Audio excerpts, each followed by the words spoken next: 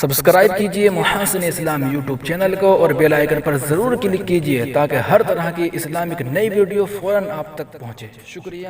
السلام علیکم ورحمۃ اللہ وبرکاتہ۔ ناظرین و سامعین، آج ہماری ویڈیو کا عنوان ہے نائی کا پیشہ بالکلیہ حرام اور ممنوع نہیں ہے۔ دوستو، اس بارے میں دارالفتہ دارالعلوم دیوبند سے سوال کیا گیا ہے۔ سوال و جواب میں آپ کے سامنے پیش کر رہا ہوں۔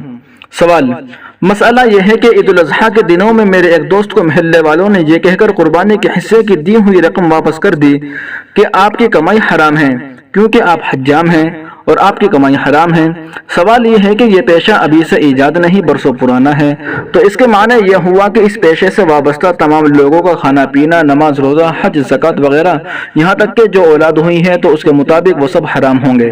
برائے کرم ذرا تفصیل سے جواب دیں کہ یہ پیشہ کب سے چلا آ رہا ہے، اور یہ کہ ہمارے آباء و اجداد نے جو اعمال کیے وہ اگر ضائع ہو گئے تو اس کا گناہ کس کے سر ہوگا۔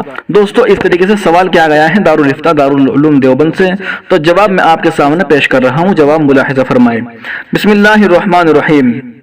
نائی کا پیشہ بالکلیہ حرام اور ممنوع نہیں ہے۔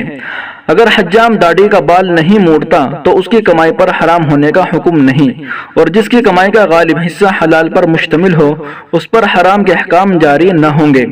اس کی نماز، زکوٰۃ اور قربانی وغیرہ سب نیکیاں درست ہیں، لیکن حجام عموماً داڑھی کے بال کاٹتے اور موڑنے سے اجتناب نہیں کرتا، جائز و ناجائز ہر قسم کے بال کاٹتا ہے، اس لیے اس کی کمائی حلال و حرام سے مخلوط ہوتی ہے۔ مسلمان کو خالص حلال و پاکیزہ پیشہ اختیار کرنا چاہیے۔ واللہ تعالی عالم۔ دارالفتہ دارالعلوم دیوبند۔